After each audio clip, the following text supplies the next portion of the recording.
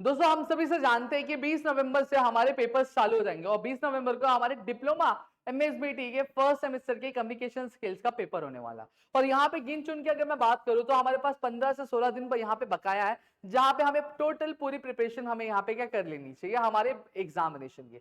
अब यहाँ पे मैं एक चीज करना चाहता हूँ कि अगर आपको दिक्कत आ रही है, प्रॉब्लम आ रही है, अगर आप अपनी खुद से प्रिपरेशन नहीं कर पा रहे हैं, तो ऑलरेडी हमने हमारा बैच लॉन्च किया जिसकी लिंक मैंने डिस्क्रिप्शन में देके रखी है, आप जाके ज्वाइन कर सकते हैं, जहाँ पे मॉड्यूल वाइज आपको हर एक चीज कवर करवाई जाएगी, चाहे वो कम्युनिकेशन स्किल की हो, चाहे वो बेसिक मैथमेटिक्स, दोनों के ही क्रैश कोर्स की लिंक आपको नीचे डिस्क्रिप्शन में दी गई है।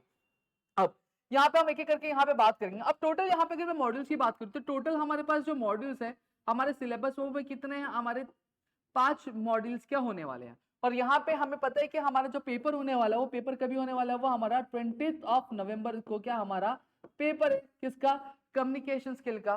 ठीक है, तो अब हम कैसे प्रिपेयर करें कि इस बचे हुए टाइम में भी हम किस तरीके से प्रिपेयर करें कि हमारी जो प्रिपरेशन है बहुत अच्छी तरीके से हो जाए और हमारी चीजें आराम से कवर हो जाए। तो मैं आपको यही चीज यहाँ पे बताने वाला हूँ। तो देखो टोटल अगर एक लमसम में डे की काउंट करूँ तो यहाँ पे मैं टोटल 17 डेज वगैरह नहीं ले रहा हूँ, मैं एक एवरेज डे पकड़ता हूँ। मैं यहाँ पे टोटल कितने डेज पकड़ रहा हूँ, 15 डेज यहाँ पे मैं पकड़ रहा हूँ। कितने डेज पकड़ूंगा मैं यहाँ पे, 15 डेज यहाँ पे पकड़ने वाला हूँ। आपकी कितने मॉड्यूल्स के लिए, हमें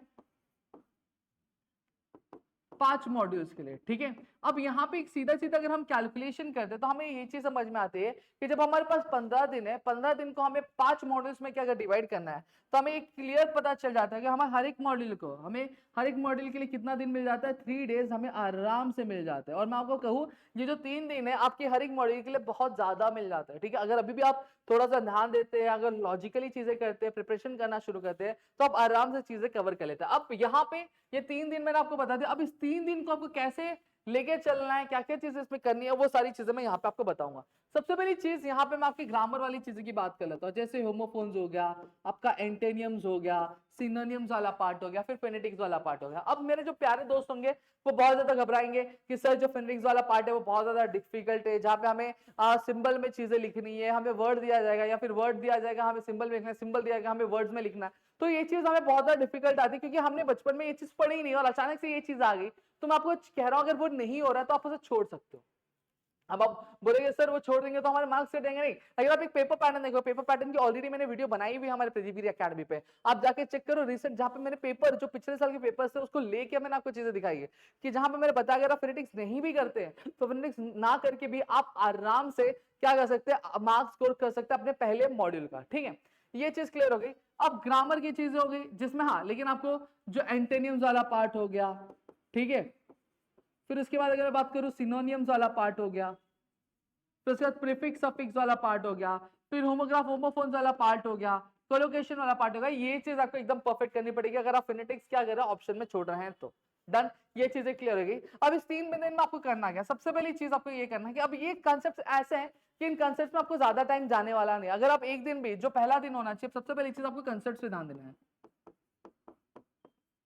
क्या ध्यान देना, आपको कंसेप्ट से ध्यान देना है। कंसेप्ट जब आपके क्लियर हो जाए कि एंटेनियम्स क्या है, सिनोनियम्स क्या है, प्रीफिक्स क्या है, सफिक्स क्या है, कोलोकेशंस क्या होते हैं, जब उसको रीड कर लेते हो, जब आपकी ये सारी चीजें क्लियर हो जाए, तब ये चीजें क्लियर करने के बाद अब आपको क्या करना है, क्वेश्चन की प्रैक्टिस करनी है।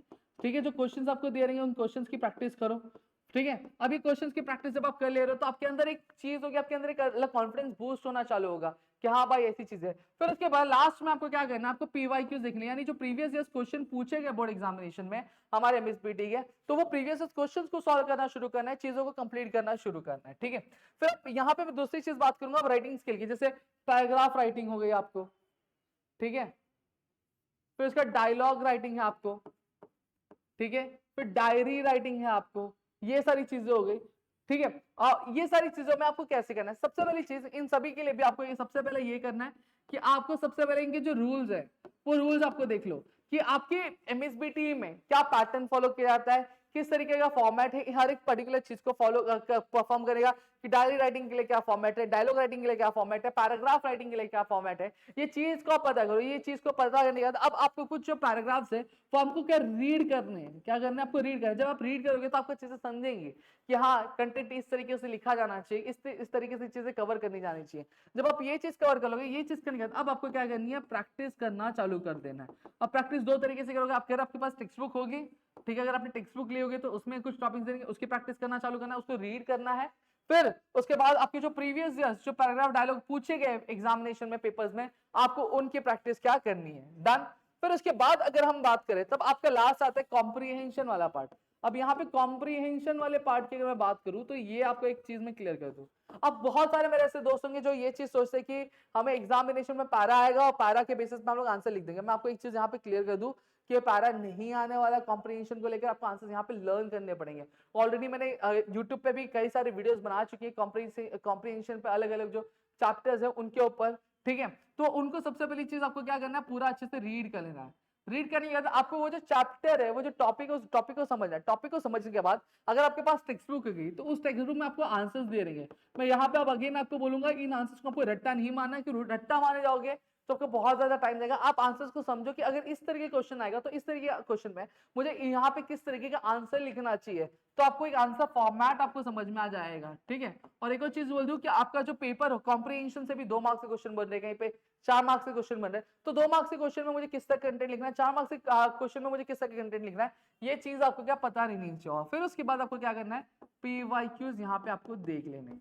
यहाँ पे कुछ आपका प्रेजेंटेशन से रिलेटेड भी वहां पे भी क्वेश्चन आंसर्स है तो वो क्वेश्चन आंसर आपको लर्न ही करना पड़ेगा, उसके अलावा आपके पास कुछ भी ऑप्शन नहीं है। जब आपको पूरा सिलेबस कंप्लीट हो जाता है, अगर आप एक रिदम में जाते हो, एक चीज में जाते हो, तो सीधा सीधा अगर आते हो 1 हफ्ते के अंदर आपको पूरा सिलेबस कंप्लीट हो जाता है। 1 हफ्ते के अंदर पूरा सिलेबस कंप्लीट हो जाता है, तो यहाँ पे आपको क्या करना है, अब आपको पेपर प्रैक्टिस चालू कर देनी। अब पेपर प्रैक्टिस करना क्यों जरूरी बन जाता है आपके लिए, मैं वो भी आपको बता देता हूँ।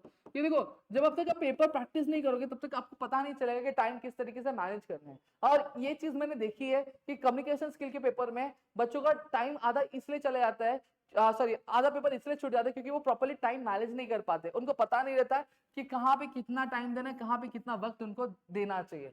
जब आप 3 से 4 पेपर की प्रैक्टिस करोगे, ऑलरेडी केटी पेपर्स हो गए, जो रेगुलर पेपर्स, उन सभी को मिला के आपको 3 से 4 पेपर्स मिल जाते हैं। उन सभी 3-4 से पेपर को एक एग्जाम वाला माहौल पूरा बनाओ, और उस एग्जाम वाले पूरे माहौल में बैठ के आपको क्या करना, आपको पेपर लिखना शुरू कर देना है। जब आप पेपर लिखोगे तो आपको पता चलेगा कि आपको टाइम कितना जा रहा है, कितनी चीज आपकी जा रही है, कहाँ पे आपको लाइन ड्रॉ करनी है, कहाँ पे लाइन आपको नहीं ड्रॉ करनी है। ये सारी चीज आपको कैलकुलेट करके क्या करनी है, पेपर सॉल्व करने बैठना है। जब आप ये करोगे तो आपको चीजें समझेंगे कि हाँ दिक्कत कहाँ रही, प्रॉब्लम कहाँ, और फिर उसको इंप्रूव करना चालू कर। जब ये सारी चीजें इंप्रूव करोगे तो आपको एक टोटल आइडिया आ जाएगा और आपके अंदर एक कॉन्फिडेंस हो जाएगा कि इस पर्टिकुलर क्वेश्चन में मुझे किस तरह का क्वेश्चन आने वाला, और इस पर्टिकुलर क्वेश्चन मुझे किस तरह क्वेश्चन आएगा, और मुझे उसको अटेम्प्ट कैसे करना है, इस चीज के बारे में हमें क्या चीजें क्लियर पता चल जाएगी, ठीक है। तो यहाँ पे मैंने पूरी की पूरी चीज आपको बता दी। होप सबको चीजें क्लियर हो गई होंगी, समझ में आ गई। स्टिल अगर आपको कोई भी दिक्कत है तो प्लीज मुझे कमेंट सेक्शन में कमेंट करके जरूर बता देना, मैं आपके लिए उसके पे भी एक वीडियो बना के लेकर हाजिर हूँ। तो मिलते हैं हमारे अगली वीडियो में, तब तक के लिए घर पे सुरक्षित अपना ध्यान रखना दोस्तों। जय हिंद दोस्तों।